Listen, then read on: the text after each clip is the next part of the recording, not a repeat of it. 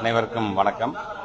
மாண்புமிகு தமிழ்நாட்டு முதலமைச்சருடைய அறிவுறுத்தலின்படி ஐயன் வள்ளுவர் சிலையை வைத்து ஏறத்தாழ ஒரு 25 ஆண்டுகள் கன்னியாகுமரியில் முத்தமிழ் கலைஞர் அவர்களால் 2000ஆம் ஆண்டு ஜனவரி மாதம் 1ஆம் தேதி வைக்கப்பட்ட அந்த சிலை 25 ஆண்டுகளை நிறைவடைகிறது. ஒரு வெள்ளி விழா கொண்டாட்டமாக, அது வெறும் கொண்டாட்டமாக மட்டும் இல்லாமல் நம்முடைய பள்ளி பிள்ளைகளுக்கு அது ஓவிய போட்டியாக இருந்தாலும் சரி, அது சார்ந்திருக்கின்ற பல்வேறு ஒப்புவித்தல் போட்டியாக இருந்தாலும் சரி, இது போன்ற போட்டிகளையும் நடத்தி அந்த பிள்ளைகளுக்கான அந்த பரிசுகளை வழங்க வேண்டும் என்று சொல்லியிருக்கிறார். அது மட்டும் இல்லாமல் இது போன்ற லைப்ரரி, ஒவ்வொரு மாவட்டத்தில் இருக்கிற லைப்ரரியில் இந்த மாதிரியான வள்ளுவருக்கான அந்த புத்தகம் கண்காட்சியாக இருந்தாலும் சரி, இந்த ஓவிய கண்காட்சியாக இருந்தாலும் சரி, ஒவ்வொரு நூலகத்திலும் அந்தந்த மாவட்டத்தினுடைய மாவட்ட ஆட்சியர் மூலமாக அதேபோன்று வள்ளுவருடைய அந்த புகைப்படம் வைக்கப்பட்டு அதற்கு மாலையும் மரியாதையும் செலுத்துகின்ற அந்த நிகழ்வும் இன்றைக்கு நடைபெறுகின்றது. துறையோட அமைச்சர் என்கிற முறையில் நானும் நம்முடைய வருகை தந்திருக்கின்ற நம்முடைய அண்ணன் மனுஷபுத்திரன், எங்களுடைய டெக்ஸ்ட் புக் கார்பரேஷனுடைய எம்டி அண்ட் அதே மாதிரி நம்முடைய லைப்ரரியுடைய டைரக்டர் நம்முடைய சங்கர் சார், இவர்களெல்லாம் கலந்து கொண்டு இன்றைக்கு அதுக்கான மரியாதையை செலுத்தியிருக்கின்றோம். வள்ளுவருக்கு மரியாதை என்று சொல்லும்போது வள்ளுவரை நாம் கொண்டாடலாம். அவர் எழுத திருக்குறளை ஒட்டுமொத்தமாக உலகமும் கொண்டாடுகின்ற அனைவருக்கும் பொதுமறையான ஒன்று. அந்த விதத்தில் பெருமை கொள்கின்ற ஒரு நிகழ்வாக இந்த நிகழ்வை நான் மட்டுமல்ல, கலந்து கொண்டிருக்கின்ற பத்திரிகை துறை, ஊடகத்துறை சார்ந்திருக்கிற நண்பர்கள் நாமும் அந்த பெருமையை கொள்வோம். இது மட்டும் இல்லாமல் இன்றைக்கு நம்முடைய மாண்புமிகு தமிழ்நாட்டு முதலமைச்சருடைய அறிவுறுத்தலின்படி நம்முடைய பள்ளிக்கல்வித்துறை சார்பாக பிள்ளைகள் ஒவ்வொரு கேட்டகரியிலையும் அந்த பிள்ளைங்களை தேர்ந்தெடுக்கப்பட்டு அகாடமிக் ஸ்டடீஸ்லேருந்து சரி, மன்ற செயல்பாடுகளிலும் சரி, அவருடைய தனித்திறமைகளை வளர்த்தெடுக்க வேண்டும் என்ற வகையில் இன்றைக்கி பல்வேறு விதமான போட்டிகளை நாம் நடத்தி கொண்டிருக்கின்றோம். அது வினாடி வினாவாக இருந்தாலும் சரி. ஸோ இதிலெல்லாம் தேர்வு செய்யப்படுகின்ற அந்த மாணவ செல்வங்களை வெளிநாடுக்கு அழைத்து செல்வதை ஒவ்வொரு ஆண்டும் நாம் தொடர்ந்து செய்து கொண்டிருக்கின்றோம். அந்த வகையில் ஆல்மோஸ்ட் பார்த்திங்கன்னா ஒரு 100 மாணவர்கள் இருக்கின்ற ஒரு பேட்ச். அதில் ஒரு 42 மாணவர்கள் மட்டும் முதல்ல நாங்கள் இந்த ஆண்டு சிங்கப்பூருக்கும், ஜனவரி மாதம் மீதம் இருக்கின்றவர்களை மலேசியாவுக்கு அழைத்து செல்ல வேண்டும் என்கின்ற அந்த திட்டமிடல் இருக்கின்றது. ஆக அதில் இன்றைக்கி ஒரு 42 ஸ்டூடெண்ட்ஸ் ப்ளஸ் எங்களுடைய டிஓஸ் 2 பேர், ஒரு ஜேடி என்று இன்றைக்கி அனைவரும் இன்றைக்கி மாலை நேரடியாக சிங்கப்பூருக்கு வர இருக்கிறார்கள். நான் இப்பொழுது 12 மணி ஃப்ளைட்டில் நான் முன்கூட்டியே அங்கே சென்று அவங்க நான் ரிசீவ் பண்ணுறதுக்கு நானும் அங்கே செல்கிறேன். இது வெறுமனே வெளிநாடு கூட்டிகிட்டு போகிறோம், வெறும் சுற்றுலா மட்டும் இல்லாமல் ஒரு மிகப்பெரிய ஒரு தாக்கத்தை அந்த சமுதாயத்தில், அந்த பிள்ளைங்க எந்த பகுதியிலேருந்து வந்திருக்குதோ, எதெல்லாம் நம்ம எஜுகேஷனல் பேக்வர்ட் பிளாக் இபிபி அப்படின்னு சொல்கிறோம்னா மேக்ஸிமம் இருக்க பிள்ளைங்களே பார்த்திங்கன்னா திருவண்ணாமலை மாவட்டம், விழுப்புரம் மாவட்டம், கடலூர் மாவட்டத்துலேருந்து வந்திருக்காங்க. எங்கள் உள்ளபடியே எங்கள் ஒரு பெருமையாக இன்னும் பார்த்திங்கன்னா அந்த இபிபிங்கிறது இல்லாத அளவுக்கு இன்றைக்கி எல்லா டிஸ்ட்ரிக்ட்லேயும் இன்றைக்கி அச்சீவர்ஸ் ஜாஸ்தியாக, குறிப்பாக பார்த்தீங்கன்னா கிருஷ்ணகிரி, தருமபுரி தான் அச்சீவர்ஸ் ஜாஸ்தியாக வராதுன்ற அளவுக்கு இன்றைக்கி அந்த மாவட்டங்கள்லாம் இன்றைக்கி ரொம்ப அழகாக இன்றைக்கி சாதனை புரிந்து கொண்டிருக்கிற இந்த மாணவர்கள், இவர்களெல்லாம் மற்ற மாவட்டத்திற்கும் ஒரு எடுத்துக்காட்டாக இருப்பார்கள். அந்த கிராம பகுதியில் நம்ம பிள்ளை ஏதோ நம்ம கிராமத்தில் ஏதோ ஒரு பிள்ளை சிங்கப்பூர் போச்சாங்களோ, அது இந்த பள்ளிக்கூடத்தில் படிக்கிற பிள்ளையா என்று சொல்லும்பொழுது அந்த பிள்ளையோட குடும்பமாக இருந்தாலும் சரி, சுற்று வட்டாரமாக இருந்தாலும் சரி, அது ஒரு இம்பேக்டை மற்ற பிள்ளைகளுக்கும் அந்த ஊக்கத்தை தெரிவிக்கணும். நான் அடுத்த முறை நானும் இது மாதிரி போய் ஆகணும் என்று சொன்னால் அந்த திறமையை நான் வளர்த்துக்கொள்ள வேண்டும் என்கிற அளவிற்கு அது நாங்கள் ஒரு என்கரேஜிங் ஃபேக்டராக தான் நாங்கள் பார்க்குறோம். உள்ளபடியே ஒரு பெருமை வாய்ந்த பள்ளிக்கல்வித்துறை சார்ந்து பல்வேறு விதமான திட்டங்களை நாம் கொண்டு வந்திருக்கோம் என்று சொல்லும் பொழுது, அண்ணாந்து பார்த்து விமானத்தை பார்த்து அந்த பிள்ளைகளை விமான நிலையத்துக்கு கூட்டிகிட்டு போகிறோம், அங்கேருந்து வெளிநாடுகளுக்கு கூட்டிகிட்டு போகிறோம் என்பதையே நாங்கள் மிகப்பெரிய ஒரு அச்சீவ்மெண்ட்டாகத்தான் பார்க்கின்றேன். அந்த பிள்ளைகளுக்கும் என்னுடைய வாழ்த்துக்களை நான் தெரிவித்துக் கொள்கிறேன்.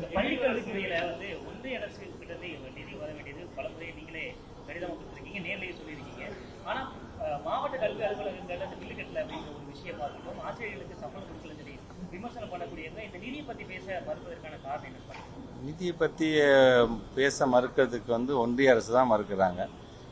1.5 கோடி ரூபா நிலுவை இருக்குதுன்னு இவர் சொல்கிறாரு பார்த்தீங்களா. முதல்ல அதை நேற்றே நான் மறுத்திருக்கேன். நான் 1.5 கோடி ரூபா நிலுவை எல்லாம் இல்லை. ஏன்னா அது சம்மந்தப்பட்ட அதிகாரிகள் நாங்கள் பேசும்பொழுது இமீடியட்டாக அவங்க செக் பண்ணி சார் அந்த மாதிரி இல்லை சார், எவ்ரி 6 months ஒன்ஸ் நம்மளுக்கான இதை நம்ம பண்ணிட்டு தான் இருக்கிறாங்க. யாராச்சும் அறக்குறையாக சொல்லிட்டா தயவு செஞ்சு அதில் முழுமையாக அது யாரும் இது பண்ணாதீங்க. ஆனால் திங் இப்போ ஆசிரியர்களுக்கு நாங்கள் சம்பளம் கொடுக்காம போயிடுச்சு அப்படின்னு சொன்னால் ஆசிரியர் சும்மா விட்டுருவாங்களா? அடுத்த நிமிஷம் பத்திரிகைக்காரங்க உங்களை கூப்பிட்டு ஒரு ஸ்டேட்மெண்ட்டாகவோ இல்லை அவங்களுடைய உணர்வுகளை வெளிப்படுத்தி இருக்க மாட்டாங்க நேரம்.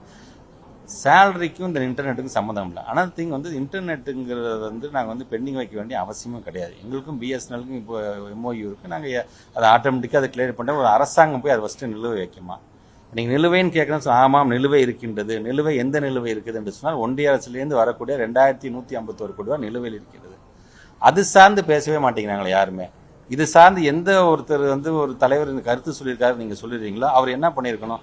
எங்களுடைய பள்ளி கல்வித்துறை சார்ந்து தமிழ்நாட்டுடைய கல்வித்துறையை சார்ந்து இன்னைக்கு இவ்வளோ பெர்ஃபார்மன்ஸ் பண்ணுறாங்க, இவ்வளோ அச்சீவ்மெண்ட் நடக்குது. ஏன் நீங்கள் சொல்கிற எஸ்எஸ்சியில் சொல்கிற 20 அப்ஜெக்டிவ்ஸில் 18 அப்ஜெக்டிவ்ஸில் டாப்பில் இருக்குதே தமிழ்நாடு தான். அதாவது நான் பெர்ஃபார்மிங்காக இருக்கா சார்? நான் பெர்ஃபார்மிங்காக இருந்துச்சுன்னா நீங்கள் கொடுக்க வேணாம் சார், நீங்கள் மற்றது கொடுங்க சார் கூட சொல்லலாம் சார். அவங்க பெர்ஃபார்ம் பண்ணுறாங்க. பெர்ஃபார்ம் பண்ணும்போது தமிழ்நாட்டுடைய மாடலை ஒட்டுமொத்த இந்தியாவுக்கான மாடலாக நம்ம வந்து கல்வித்துறையில் கொண்டு போனால் மற்ற நாடுகளும் வரட்டும். அங்கே இருக்கிற பிள்ளைங்க நம்ம பிள்ளைங்க தான், அங்கே இருக்கிற பிள்ளைங்களும் படிக்கட்டும், அங்கே இருக்கிற பிள்ளைங்களும் அறிவு சார்ந்து வரட்டும். அதை ஏன் அந்த அறிவு சார்ந்த சமுதாயத்தை உருவாக்குறதுக்கே நீங்கள் இவ்வளோ தயக்கம் காட்டுறீங்க? நீங்கள் நாங்கள் அறிவு சார்ந்த சமுதாயத்தை உருவாக்குனால்தான் இங்கே நல்லது என்னது கெட்டது என்ன பகுத்தறிஞ்சு பார்க்கக்கூடிய ஒரு சமுதாயத்தை நாம் படைத்திருக்கின்றோம். அதற்கு உதவக்கூடிய வெரி ஃபர்ஸ்ட் டைம் நாங்கள் கேட்கலாம். 2151 கோடிங்கிறது 2018ஆம் ஆண்டு அவங்க ரிலீஸ் பண்ணிட்டு இருந்தது. 2018ஆம் ஆண்டு ரிலீஸ் பண்ணிட்டு இப்போ அவங்க சில காரணங்களை சொல்லுகிறார்கள். பிஎம்சியை நீங்கள் ஒத்துக்குவாங்க, பிஎம்சியில் இந்த ஏன் மும்மொழி கொள்கை நீங்கள் ஒத்துக்கிட்டாதான் என்ன என்கின்ற அந்த விவாதங்களில் தான் அவங்க ஈடுபடுறாங்களே தவிர இவங்க பெர்ஃபார்மிங் பண்ணுறாங்க. இப்போ இவங்களை நம்ம கேள்வியே கேட்காம உங்களுக்கு நம்ம பணம் கொடுக்கணுப்பாங்க அந்த மனப்பான்மை ஏன் வர மாட்டேங்கிறது? நாங்கள் தனிப்பட்ட எங்கள் கட்சிக்காக நாங்கள் கேட்குறோம். ஒட்டுமொத்தமாக இருக்கின்ற நம்முடைய மாணவ செல்வங்கள் சார்ந்திருக்கின்ற ஏன் எங்களுடைய ஆசிரியர்கள் சார்ந்திருக்கின்ற கிட்டத்தட்ட 32,000க்கும் மேற்பட்டிருக்கின்ற பணியாளர்கள் ஆசிரியர்கள் சார்ந்திருக்கின்ற அந்த சம்பளத்தை இன்னைக்கு யார் தர? மாநில அரசு நாம பேர் பண்ணிக்கிறோம். எவ்வளோ நிதி நெருக்கடி, எவ்வளோ ஒன்றிய அரசு நமக்கு அந்த நிதி நெருக்கடியை கொடுக்குறோம். மாண்புமிகு தமிழ்நாட்டுடைய முதலமைச்சர் பள்ளி கல்வித்துறை சார்ந்து நீங்க கவலைப்படாதீங்க, நான் தரேன் அதை சொல்லி இன்னைக்கு அதை நம்ம கொண்டு போயிட்டு இருக்க அளவுக்கு இருக்கும் பொழுது நிலுவை என்பது யாரிடம் இருக்கிறது என்பதை நீங்கள் தான் அதை சொல்ல வேண்டும். மாநில கல்வி கொள்கை அஃபிஷியல் தாங்க எல்லாத்திலுமே எம்பி சார்ந்து எல்லா எம்பிஸையும் நாங்கள் கூட்டிட்டு போகும் பொழுது நம்ம நாடாளுமன்ற குழு தலைவர் நம்முடைய கனிமொழி அம்மையார் அவர்கள் தான் கூட்டிகிட்டே போகிறாங்க. நம்முடைய கூட்டணியை சார்ந்திருக்கின்ற ஒவ்வொரு எம்பிஸும் ரெப்ரசென்ட் பண்ணி என் கூட ஒரு 10 பேர் நாங்கள் போகிறாங்கன்னு நாங்கள் பேசுகிறோம். நீங்கள் என்இபிக்கு ஒத்துக்கோங்களேன், என்இபியில் இருக்க மும்மொழி கொள்கைக்கு ஒத்துக்கோங்க, it's matter of second, within ½ hour உங்கள் பணத்தை நான் ரிலீஸ் பண்ணுறேன் அப்படின்னு சொன்னாங்கன்னா அது என்ன அர்த்தம்? அது ஆக நாங்கள் அவ்வளோ ஹம்பிளாக அப்ரோச் பண்ணுறோம். நாங்கள் செஞ்ச பெர்ஃபார்மன்ஸ் எடுத்து நாங்கள் பேசுகிறோம். நாங்கள் அப்போ பேசும்போதே மாண்புமிகு இப்போ யூனியன் மினிஸ்டர் தர்மேந்திர பிரதான் சொல்லும்போது நானே ஐ எம் ஃப்ரம் நான் ஹிந்தி ஸ்டேட், நானே ஒரியாலேருந்து தான் வந்திருக்கேன், அப்போ நானே சொல்கிறேன் இல்லை அப்படிங்கும் பொழுது நான் சொன்னேன் சார் எங்களுடைய ஸ்டேட்டோடைய சென்டிமெண்ட்னு ஒன்று இருக்குது. பேரறிஞர் அண்ணா காலத்திலேருந்து இருமொழி கொள்கை எப்படி நாம் கொண்டு வந்ததுலேருந்தே இருக்கின்றது.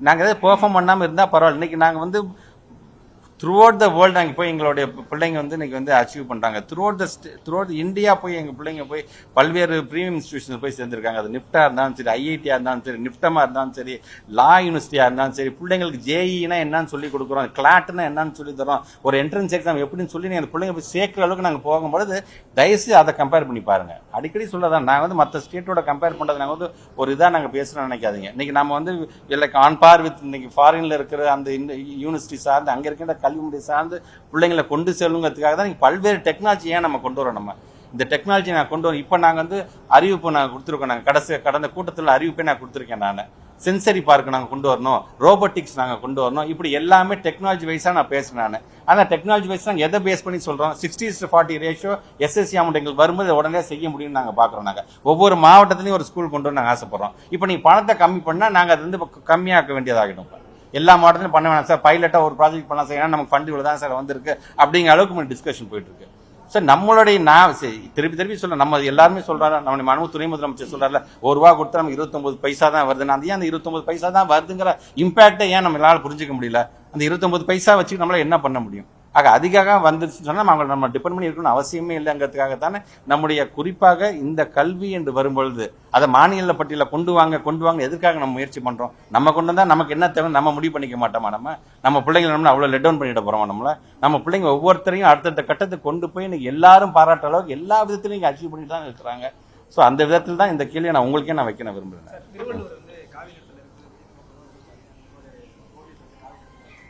ஓவியம் வரைந்து அந்த பிள்ளைங்கள்ட்ட நாங்கள் சொல்லிடுறோம், அந்த மாதிரி வரையக்கூடாதுன்னு நாங்கள் சொல்லுவோம். தேங்க்யூ.